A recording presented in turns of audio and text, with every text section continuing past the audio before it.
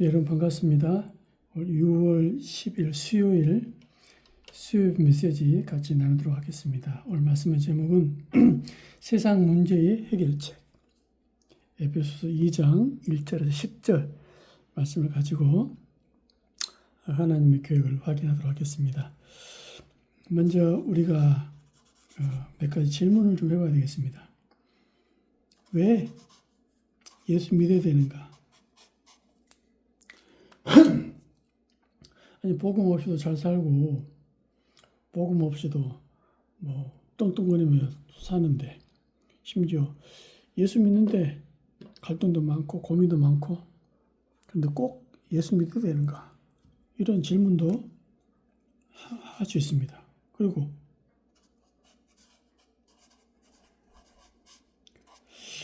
실컷 불신자로 살다가 마지막 날에 예수 믿으면 안 되냐? 실컷 뭐 할 거 다 하고 타락도 하고 막 하다가 마지막 날에 예수 믿으면 안 되냐? 이렇게 얘기할 수 있고, 또 어떤 렘넌트 가운데 나는 어차피 예수 믿으면 한 번 예수 믿은 사람은 하나님 자녀이기 때문에 천국 가는 게 아니냐. 나 뭐 예배도 안 드리고 살면 되지. 그렇습니다. 말은 맞습니다. 그러나 왜 예수 믿어야 됩니까? 불신자들의 숨은 고통 아십니까?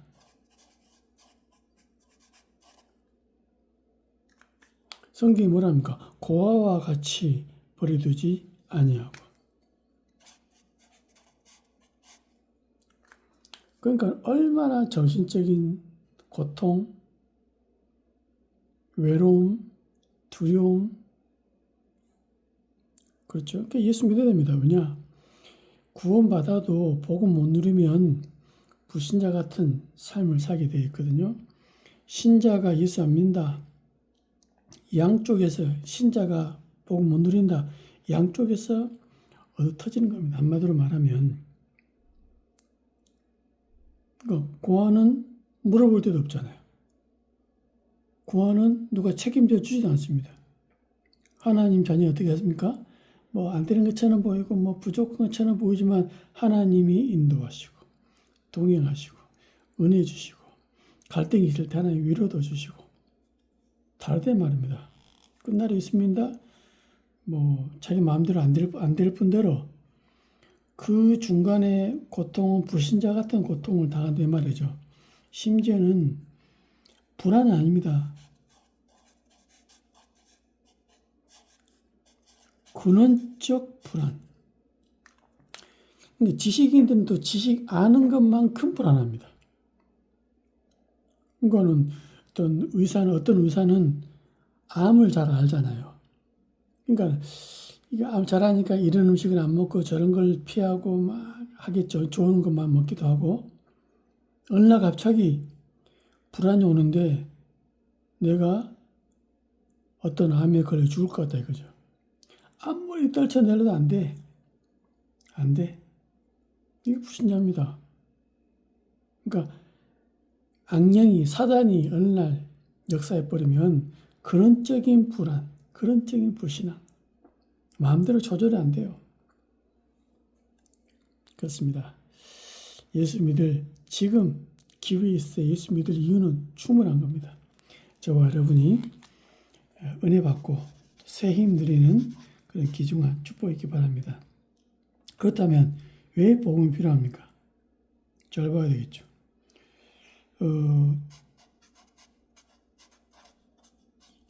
성경에 세상을 향한 진단한 게 있어요.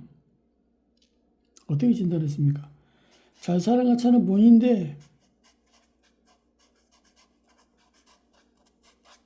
실패의 원인. 그러니까 경제적으로, 육신적으로 드러나게 실패한다. 그것도 있지만 뭔가 모르게 보이지 않게 잘 사는데, 돈도 많은데, 좋은 집에, 좋은 차에 사는데 뭔가 모르게 불안하고 염려되고 죽을 것 같고. 창세기 3장 1절 6절입니다. 로마서 3장 23절입니다. 요한복음 8장 44절입니다. 영적인 원인이 영적인 원인. 그러니까는 영적인 걸 인정하지도 않을 뿐더러 그것도 모르기 때문에 왜 문제 당한지도 몰라요. 그러면 그들의 삶은 어떻습니까? 이게 문제거든요. 성경에 말하면 에베소서 2장 2절, 2장 1절 허물과 죄로 죽었다. 2장 2절, 3절 완전성, 본질상 진노의 자녀, 언제 재앙이 임할 줄 모르는 미래가 불안한 상태. 그리고요, 출애굽기 20장 4절 5절.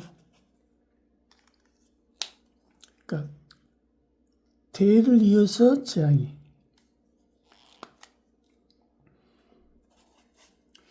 해결받지 못한 자의 정신적 상태가 어떻게 됩니까? 에베소서 2장 3절. 언제 재앙이 올지 모르기 때문에 항상 불안합니다. 마가복음 5장 1절 10절. 귀신 들린 이 사람처럼 내 몸이, 내 인생이 내 마음대로 안 돼요. 운명이 잡혀 있는 거죠. 또요, 복음 모르는 육신적인 상태는 어떻게 됩니까? 사도행전 8장 4절 8절. 각종 질병으로 어려움 당합니다. 소망이 없습니다. 그러니까 어떻게 합니까? 소망이 없기 때문에, 참 소망이 없기 때문에 눈에 보이는 거, 이것만 쫓아가는 거죠. 또요, 먹는 것. 그런데 뭡니까? 중요한 것은 아무것도 몰라. 하나님 모르지요. 영혼이 있음도 모르고, 죽음이 다가온다는 것도 모르고, 그 이후에 내세 있다는 것도 모르고. 그럼 어떻게 됩니까? 방황할 수밖에 없죠. 한다고 하는 게 귀신 생기는 겁니다. 한다고 하는 게 종교를 섬긴 것처럼 보이지만 귀신 생기는 거 있죠. 그러니까 이렇게 있으니까 눈에 보이기에는 많이 있는 것처럼 보이고 대단한 것처럼 보이지만은 영적으로, 정신적으로, 환경적으로는 죽음입니다. 그래서 하나님이 해결책을 주셨잖아요.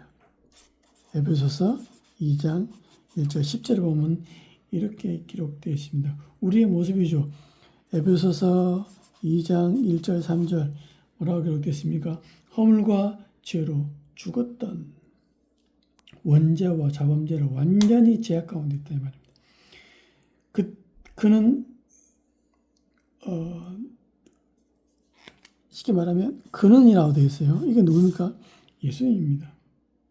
우리를 살리신 거 있죠. 그때에 너희는 그 가운데 행하여 이 세상 풍종을 따르고 공중의 권세 잡은 자를 따랐으니 지금 곧 불순종의 아들 가운데 역사하는 영이라. 사단이라 이 말입니다.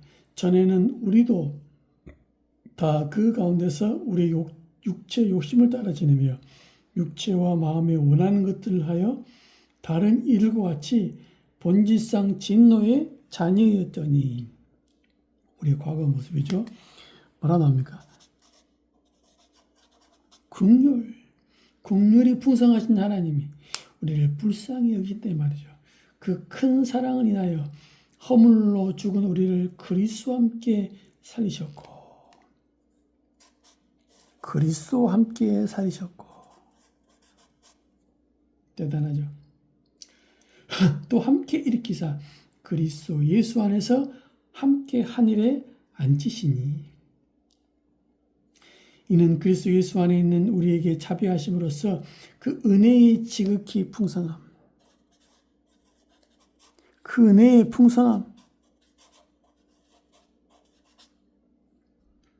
오는 여러 세대에 나타내려 이것을 나타내려 하심이라. 전달하는 데 말이죠. 너희는 그 은혜를 인하여 어떤 은혜입니까? 십자가 은혜. 믿음으로 말미암아 구원을 받았다. 이것은 너희에서 난 것이 아니요 하나님의 선물이다. 그렇습니다. 그러니까 행위에서 난 것이 아니니 이는 누구든지 자랑하지 못하게 하려 함이라. 하나님의 은혜를 인하여 믿음으로 말미암아 구원을 받았는데 이 믿음이 너희에서 난 것이 아니요 하나님의 선물이라 그랬습니다. 그래서 우리는 그가 만드신 바라 그리스도 예수 안에서 선한 일을 위하여 지으심을 받은 자니. 선한 일 뭡니까? 이게 복음이잖아요. 이것 때문에 지으심을 받았다. 이 일은 하나님이 전에 예비하사 우리로 그 가운데서 행하게 하려 하심이라.